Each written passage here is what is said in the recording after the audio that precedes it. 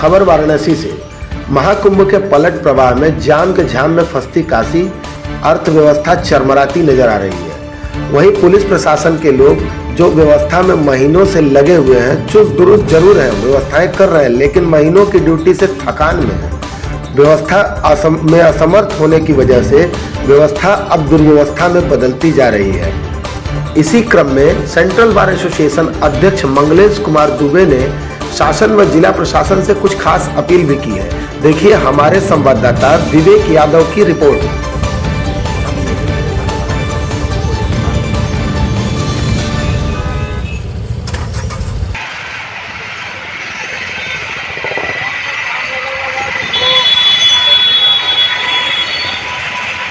जो समस्या इस समय है जाम को लेकर के, जैसा कि पलट प्रवाह चल रहा है कुंभ को लेकर के, उस पर क्या कहना चाहेंगे आप अपनी तरफ से?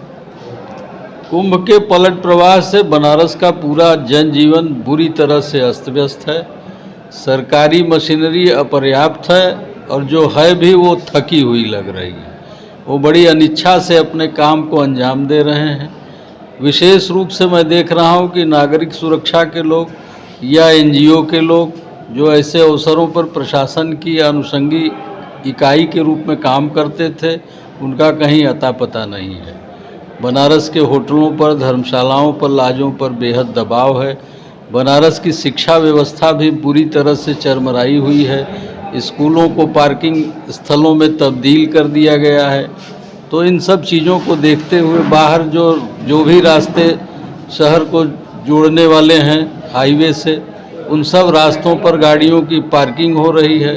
लोगों को कचहरी या किसी भी कार्य व्यापार के लिए आने जाने में बेहद असुविधा हो रही है और अधिवक्ता और वादकारी भी कचहरी नहीं आ पा रहे हैं। तो क्यों न जब तक ये पलट प्रवाह चल रहा है तब तक के लिए सरकार राजकीय अवकाश ही घोषित कर दे। जैसा कि इलाहाबाद में देखा गया कि वहाँ पे जो प्रयागराज जंक्शन था उसको ही कुछ दिनों के लिए बंद कर दिया गया है, उसकी खबर भी चल रही थी, उस पर क्या प्रतिक्रिया?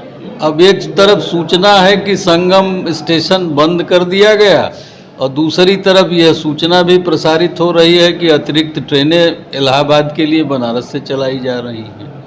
तो मैं नहीं समझता कि सच क्या है, लेकिन जो भी है बुरी तरह से प्रयागराज इलाहाबाद पटे हुए हैं लोगों से और काफ़ी अव्यवस्था। सर, जैसा कि कचहरी के अगल बगल देखा जाए तो काफ़ी संख्या में वाहन इधर उधर तितिर बितिर खड़े रह रहे हैं, जिससे कि सभी को दिक्कत हो रही है। उस पर प्रशासन से क्या? देखिए, सैकड़ों साल पुरानी कचहरी है और उसका परिसर 1 इंच विस्तारित नहीं किया गया।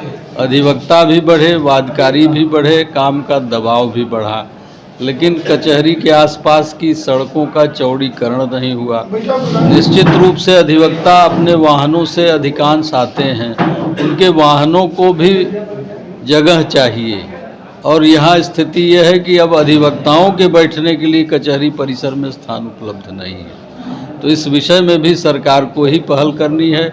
सरकार की ज़मीनें कचहरी से सटी हुई हैं, जो अनुपयोगी कार्यों में लगी हुई हैं या कम उपयोगी कार्यों में फंसी हुई हैं। देखा जाए तो उनमें इस कचहरी के परिसर का विस्तार करके इस समस्या का काफ़ी हद तक निदान किया जा सकता है। साथ ही सर, आप लोग सर राजस्व में आप लोग की अहम भूमिका रहती है। जो भी सरकारी ज़मीन की बिक्री, क्रय बिक्री हो या जो भी सरकारी दस्तावेज हो, उसका आकलन कराना हो, संबंधित जो भी खर्च रहता है वो आप लोग अपने तरफ से और अपने क्लाइंट की तरफ से कराते हैं और आप लोग की पूरी भूमिका रहती है कि सरकार को उसमें जो भी सुविधाएं दिया जाए आप लोग के द्वारा। लेकिन उसके एवज में आप लोग के लिए क्या सुविधा दी जा रही है, इस पर क्या पूछना? देखिए, हम लोगों को कोई सुविधा नहीं दी जा रही। हम लोग अपने से आते हैं, अपने से बैठते हैं, काम करते हैं और चले जाते हैं। यहाँ तक कि अघोषित रूप से बिजली की भी आपूर्ति बाधित रखी जाती है और अपेक्षा ये की जाती है कि कचहरी में काम करने वाले अधिवक्ता बिजली का भी शुल्क दे दें तो अच्छा है। तो मैं समझता हूँ कि कचहरी में अवस्थापना सुविधा का विस्तार निश्चित करनी चाहिए, उनके कार्यस्थल पर निःशुल्क बिजली दी जानी चाहिए और इन सब बिंदुओं पर सरकार से हमारी अपेक्षाएं बनी हुई हैं। लास्ट में आपसे ये कहना चाहते हैं, जो वर्तमान सरकार है उत्तर प्रदेश की, उनसे अधिवक्ताओं के लिए क्या विशेष रूप से अपील? सबसे पहली अपील तो यह है कि अधिवक्ता प्रोटेक्शन एक्ट का प्रकरण अभी तक लंबित है। यह अधिवक्ता प्रोटेक्शन एक्ट अविलंब लागू किया जाए। दूसरी बात यह है कि सरकारी मशीनरी लगातार अधिवक्ताओं की उपेक्षा करती है और उनसे शत्रुवत व्यवहार करती है। तो सरकार ये सुनिश्चित करे कि वो लोग अनुशासन में रहें, अधिवक्ताओं का सहयोग और सम्मान करें।